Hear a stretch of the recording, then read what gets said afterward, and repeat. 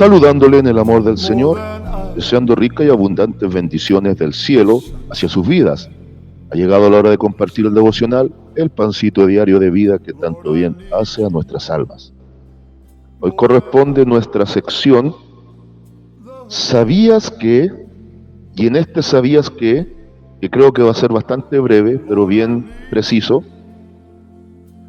quiero que centres tu mirada en el último libro del Antiguo Testamento, último profeta, dado el margen bíblico de ese Antiguo Testamento, porque Juan, ciertamente, técnicamente hablando, se le denomina el profeta intertestamentario. ¿Es esa palabra?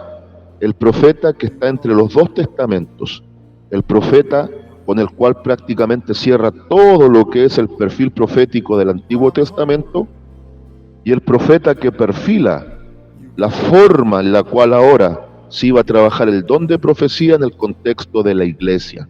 Él está en el punto medio. Malaquías, en escritura, es un libro muy corto de solo 4 capítulos. Pero este capítulo 4 con el que cierra el Antiguo Testamento es tremendo.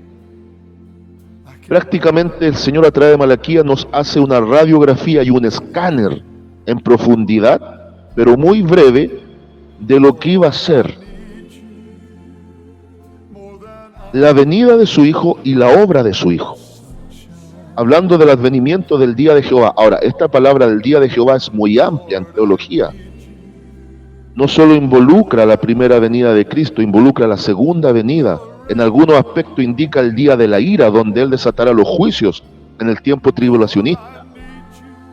Y es llamativo porque en este pasaje se nos presenta a Juan el Bautista como el Elías que ha de venir, y se habla del sol de justicia, del Señor Jesucristo, que traería en sus alas salvación. Y es llamativo porque, siendo profetizado como Emmanuel, Dios con nosotros, nace como Jesús, que significa Jehová trae salvación. En sus alas, ¿en qué cosa? ¿A qué se refiere las alas? Habla de la idea de un mensajero. Hay uno que da un mensaje preparativo para el mensajero por excelencia. Incluso se le denomina el ángel del pacto. No que Cristo sea un ángel, sino que es el mensajero del nuevo pacto. Él trae en sí mismo el mensaje, la revelación, y en su misma persona Él haría esta obra extraordinaria. Quiero cerrar el Antiguo Testamento leyendo este pasaje, y esto va a ser nuestra base para el ¿sabías qué? Del día de hoy. ¿Sabías que el Antiguo Testamento cierra con la palabra maldición? Dice así la palabra del Señor. Malaquías capítulo 4, versículo 6. Él hará volver el corazón de los padres hacia los hijos, y el corazón de los hijos hacia los padres, no sea que yo venga y hiera la tierra con maldición. Amén.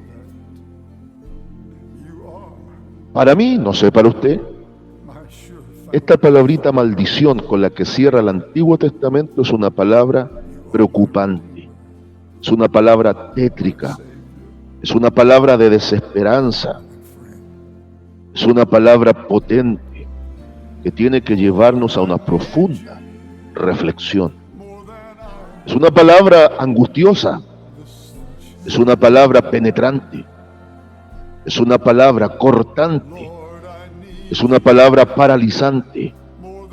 Saber que por boca de Dios mismo, a través del último profeta, en ese perfil tan tremendo de una mezcla entre un mensaje de juicio y un mensaje de esperanza y consolación, cierra toda esa sección, todo ese antiguo pacto bajo la ley de Moisés, regulada en el cambio de la teocracia, es decir, el gobierno de Dios a través de los jueces, y permitir el establecimiento de la monarquía, el gobierno a través de un hombre, cierra con esta terrible palabra maldición, yo no sé si a usted, pero a mí me para los pelos. Pero en este mismo capítulo 4 se nos presenta una gran promesa. No solo vendría uno preparando el camino, sino que vendría uno que es el camino de retorno a casa. La historia de Jesucristo es la historia del retorno a casa del hombre que estaba perdido. Es la historia de un segundo Adán que arregla el desastre de un primer Adán. Es la historia de uno que transforma todas las cosas en base a su propia vida, persona y obra. Es la historia de uno que donde hubo un primer Adán que fracasó en la gloria, este como el último y postrer Adán triunfó en medio de las grandes miserias de las necesidades humanas. Es la triste historia de uno que en un jardín ideal fracasó, donde otro, a través del quebranto y del llanto en el jardín del Getsemaní, se entregó por toda una humanidad pecadora que estaba perdida en sus delitos y pecados. Ahora, ¿sabía usted que desde Malaquías hasta que comienza la predicación de Juan el Bautista a orillas del Jordán, transcurrieron prácticamente 400 años, que en teología se llaman los 400 años del silencio profético? Si lo sabía, muy bien, refuerce ese conocimiento, y si no lo sabía, asimílelo. Se le denomina 400 años de silencio profético porque en todo este periodo Dios permitió la restauración de su pueblo después del cautiverio babilónico. Permite que se reconstruya la ciudad caída de Jerusalén, que se amuralle nuevamente y que se reconstruya un segundo templo, aunque no alcanzó la gloria del primero en los días de Salomón. Permitió Dios el surgimiento de la gran religión monoteísta por excelencia que se llamó el judaísmo, donde se reconoce a Esdras, el escribano, como el padre de esta forma religiosa tan extraordinaria, que lamentablemente en los días de Cristo había desfigurado hasta ser una religión vomitiva, que solo eran rituales externos, desapegados del fundamento de la ley y de la revelación de Dios, que es el fundamento del amor.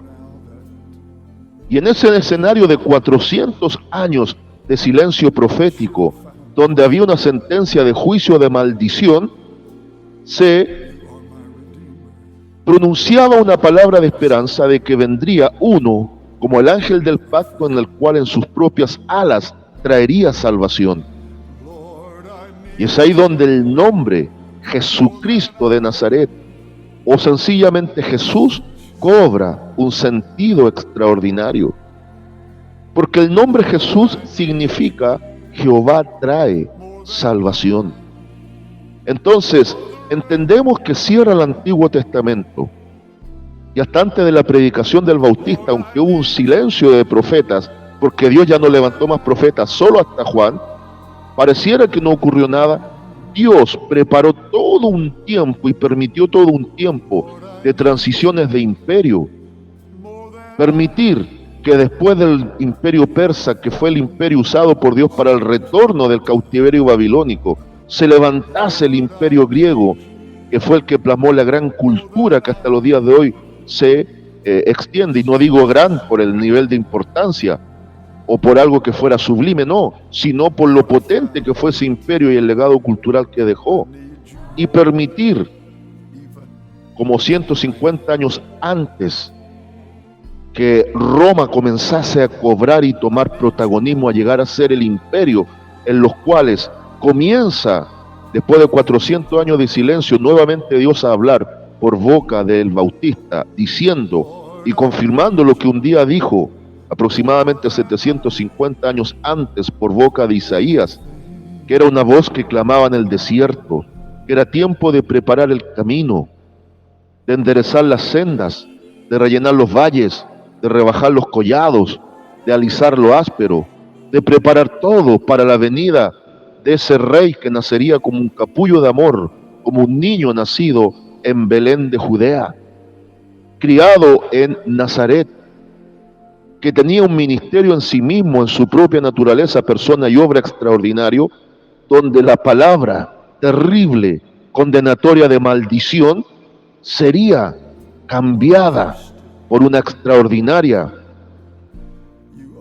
manifestación de gloria divina en la persona de su propio Hijo, y en una obra terrible, horrenda, de cruz y muerte a favor del ser humano, la iba a cambiar en bendición. ¿Sabe que esa palabrita con la que cierra el Antiguo Testamento, a todas luces, si Cristo no aparecía en la escena, era una palabra de absoluta condenación y sin esperanza? Sin esperanza. Sin embargo, vea cómo cierra ahora la Biblia. Aleluya. Ya no va a ser el Antiguo Testamento cerrando con la palabra maldición. Gracias a este que vino a hacer la obra de salvación, la Biblia ahora en el último versículo del libro de Apocalipsis, las palabras finales de la Biblia, Apocalipsis 22, 21, nos muestran este cambio radical y brusco a favor de nosotros en la persona de su Hijo. Cierra la Biblia diciendo, la gracia, aleluya, la gracia, y repito, la gracia de nuestro Señor Jesucristo sea con todos vosotros, amén. Así es, así sea. Como cierra el antiguo, no sea cosa que yo venga y hiera a la tierra con maldición, muerte, dolor, oprobio, vergüenza, quebranto, llanto, lamento, angustia, depresión, enfermedad y un largo etcétera, todo asociado a la maldición, producto del pecado que arrastramos de nuestros padres originales y pecados propios que cometemos muchas veces a conciencia en contra del santo rostro de Dios. Pero apareció ese ángel del pacto, ese mensajero bendito, que en su propia persona traía la salvación. Apareció primero su heraldo. Por 6 meses estuvo anunciando la aparición de este ser, y que para nosotros, registrado en el primer capítulo del Evangelio de Juan, 1:29 y 1:36, dice: he aquí el Cordero de Dios que quita el pecado del mundo. Se consolida un cambio desde la ley a la gracia, desde la muerte a la vida, desde la condenación a la salvación, desde la desesperanza a la esperanza, desde la incredulidad a la fe, desde el dolor al gozo, desde el quebranto a la alegría. Solo y todo sustentado en Cristo. Y ahora, para que vea usted este tremendo cambio, la Biblia cierra con la palabra gracia. El antiguo cierra con maldición, pero la revelación final cierra con la palabra gracia. Gracia es una palabra muy amplia, pero se la resumo en 3 partes, o en 3 áreas de definición. Gracia, regalo inmerecido. Gracia, tiempo de perdón y olvido en base a la obra de la cruz. Gracia, acceso real y único a la salvación. Una obra tan extraordinaria, cuyo precio es incalculable, llegó a ser un regalo inmerecido, una obra gratuita para nosotros, de un altísimo costo para el Dios Trino. El Padre tuvo que entregar a su Hijo, el Hijo tuvo que entregarse voluntariamente, y el Verbo nunca más fue el Verbo, sino que encarnó, y ahora es Jesucristo, todo Dios y todo hombre por la eternidad. Y el Espíritu Santo, con el profundo dolor de su propio ser, tuvo que permitir todo esto, guiar todo esto para que se cumpliera y dejarlo escrito. a través de la pluma inspirada de 4 evangelistas, pero con 40 autores diferentes, 1600 años aproximadamente, para que nosotros tengamos la Biblia, la revelación escrita y segura de todos estos acontecimientos, previos, durante y a posterior de la obra de Cristo. Así que en este ¿sabías qué? Quiero que medites profundamente. El antiguo tiempo cerró con maldición, pero gracias a Cristo esta historia cierra con bendición. Pero ¿para quiénes va a ser la bendición? ¿Para todo el mundo? Potencialmente sí, potencialmente para todo el mundo. Pero será una realidad solo aquellos que se han rendido por la fe, han recibido el amor de Cristo, han creído a su obra y lo tienen en su corazón como Salvador, y es aquel que guía sus vidas como su Señor, amo absoluto. Bendiciones, saludos de paz, amor y bendición a cada uno de ustedes.